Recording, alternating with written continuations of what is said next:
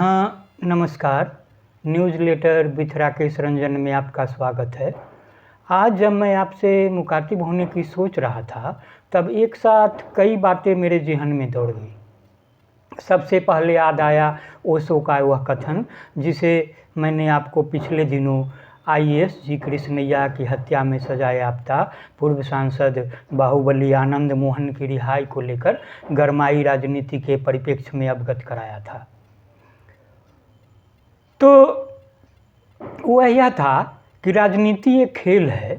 चालाक लोग खेलते हैं और मूर्ख उस पर दिन भर चर्चा करते हैं।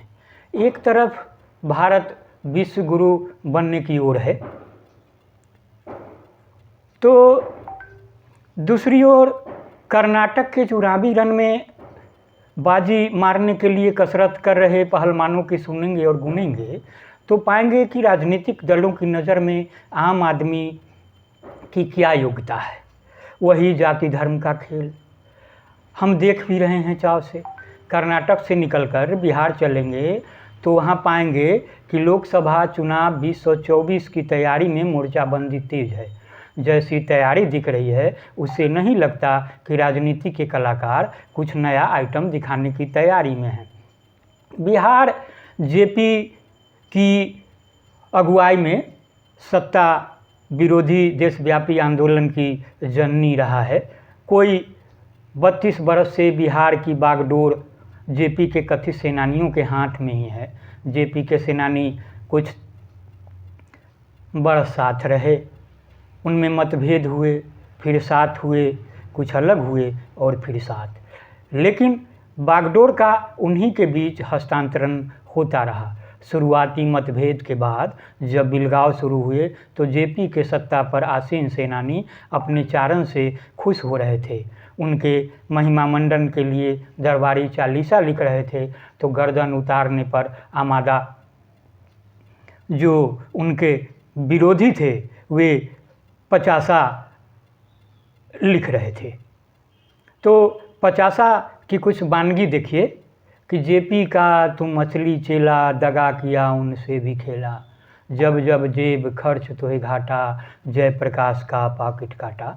फिलवक्त जेपी के उस समय के आमने सामने के सेनानियों ने हाथ मिला लिया है और फिर जो कुछ हो रहा है उसे खेल में उसे ज़रा दिल पर ईमानदारी से हाथ रख कर देखिए। जेपी ने जाति विहीन समाज की स्थापना के लिए जनेऊ तोड़ो जाति मिटाओ का आंदोलन किया था और जनेऊ तोड़कर जाति के मिट जाने का संकल्प लेने वाले सेनानी जाति से अलग सोच ही नहीं पा रहे हैं। एक बार फिर जेपी के सपनों की दुहाई और जाति की गिनती। अब तक जेपी की फसल काट रहे सेनानी इसे नई क्रांति का आगाज बता रहे हैं।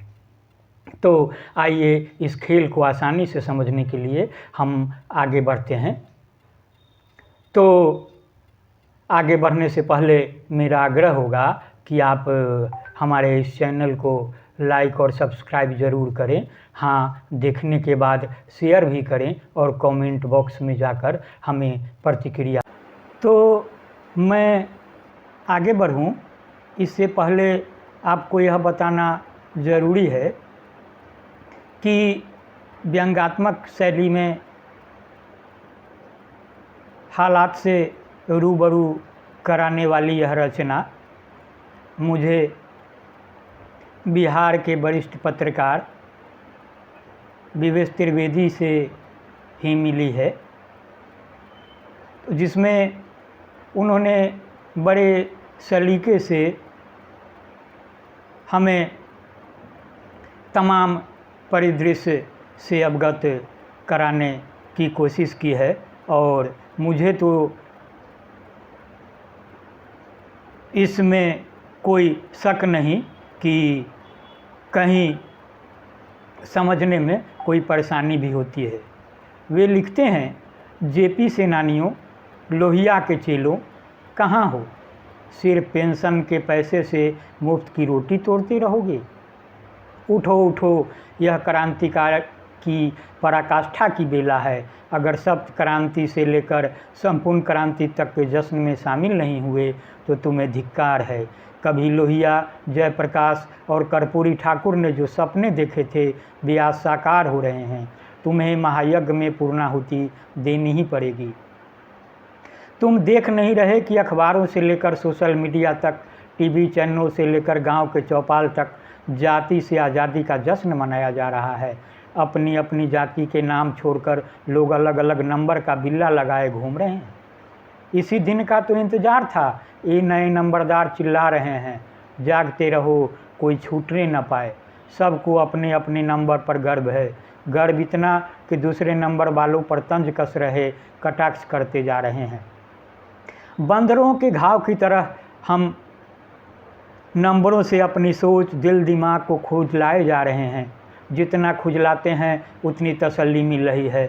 गिनती पूरी होने दीजिए, हम सब के चुतरों को खुजलाएंगे। उनके कुल नंबर पूछ पूछ कर उंगली करेंगे। सबसे पहले हम जी भर कर खुद को खुजला लें। खुजलाते खुजलाते हमारी मोटी चमड़ी से जो टपक रहा है वह खून नहीं, सामाजिक समरसता वाला रस है।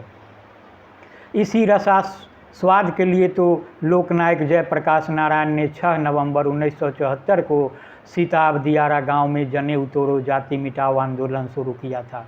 पीपल के पेड़ के नीचे विशाल सभा हुई थी। जेपी के साथ लगभग 10,000 लोगों ने अपना जनेऊ तोड़ यह संकल्प लिया था कि वे जाति प्रथा को नहीं मानेंगे। लो, मिट गई जातियाँ, न रहे बाँस न बाजे बाँसुरी। अब सिर्फ नंबर याद रखना है। अभी तो हम बेहद खुश हैं क्योंकि 144 और 128 में, 25 व 27 में, 20 व 124 में कोई घालमेल नहीं होगा। अखबार में नंबर छपते ही सामाजिक बदलाव की लहर चल पड़ रही है। हम खुद का नहीं, दूसरों के नंबर रटे जा रहे हैं। इतना मनोयोग से जीवन में कभी पढ़ाई नहीं की। इतनी शिद्दत से तो हमने कभी अम्मा की सेहत का और बाबूजी के अरमानों का भी ख्याल नहीं रखा। यह क्रांति नहीं तो क्या है? सबको सबके नंबर की फिक्र है। पूरे समाज की चिंता हमें खाई जा रही है। बहुत दिनों बाद दूसरों के नंबर गिनने के इस पर्व से जातीय दरबे टूटेंगे। हम दिल से जेपी सेनानियों, लोहिया के चेलों के शुक्रगुजार हैं। हम सिर्फ जेडीयू और राजद को श्रेय नहीं लेने देंगे।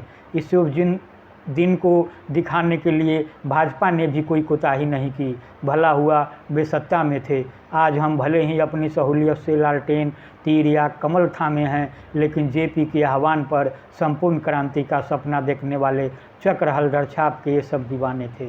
उसी समय से भ्रष्टाचार मिटाना है और नया बिहार बनाना है कि कसम खाने वाले भ्रष्टाचार मिटाने में जुटे हैं।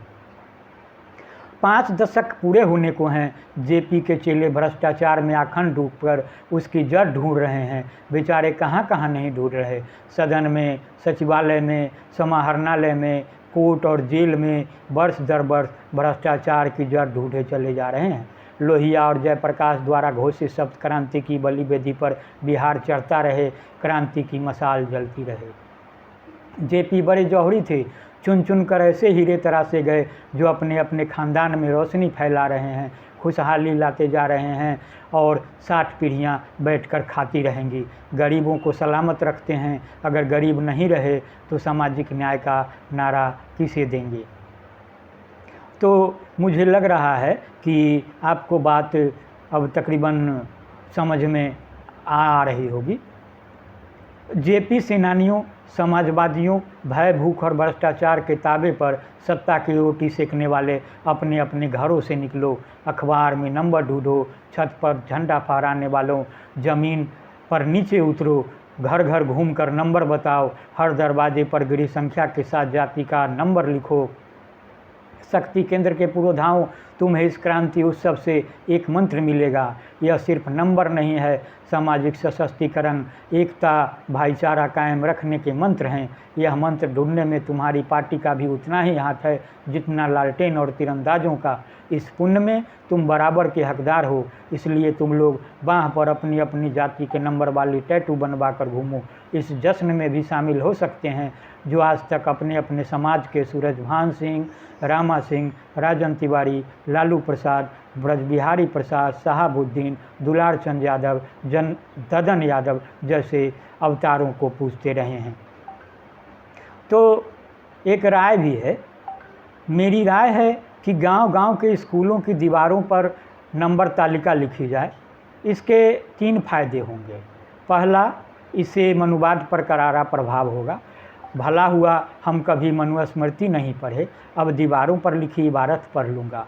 दूसरा लाभ यह होगा कि शिक्षकों को गणना में सहूलियत होगी। और तीसरा लाभ, बच्चे भी कंठस्थ कर लेंगे। कुछ सालों तक अगर प्रतियोगिता परीक्षाओं में नंबर पूछे जाएं तो जाति मिटाओ आंदोलन को सफलता मिलेगी। हमारा सामाजिक ज्ञान बढ़ेगा। मसलन प्रश्न कुछ इस तरह के होंगे: भटियारा, कंजर, अघोरी, असुर, हलालखोर के नंबर बढ़ते क्रम में सजाओ। इस एक प्रश्न के माध्यम से बच्चों को गणित, सामान्य ज्ञान, समाजशास्त्र, अर्थशास्त्र और राजनीति शास्त्र की शिक्षा दी जा सकेगी। अच्छा रहेगा कि हर गांव की सीमान पर एक शिलालेख लगाया जाए जिस पर लिखा हो कि यहाँ किस नंबर के कितने लोग बसते हैं। प्रशासनिक अधिकारियों और बोर्ड के सौदागरों के साथ साथ समाजशास्त्रियों और अर्थशास्त्रियों को भी बड़ी सहूलियत होगी। इससे समाज की ताकत बढ़ेगी। समाज की ताकत पर से भी पर्दा उठेगा। सद्भाव और समरसता का वातावरण पैदा होगा। नंबरों को जोड़ने वाले का माथा चकराएगा। इस नंबर का कुल कितना नंबर, उस नंबर का कुल नंबर कितने नंबर से आगे किस नंबर का सर्वाधिक नंबर। तो इसके आगे मैं आपको कल बताऊंगा। आज बस इतना ही। मुझे पूरी उम्मीद है कि आपको यह पसंद आया होगा। मेरी आगे भी यह कोशिश जारी रहेगी कि मैं आपको पसंद की रचनाओं के साथ अपने साथ जोड़े रखूं।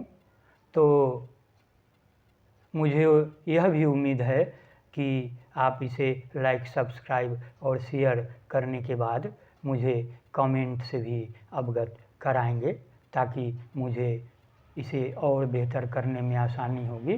तो नमस्कार।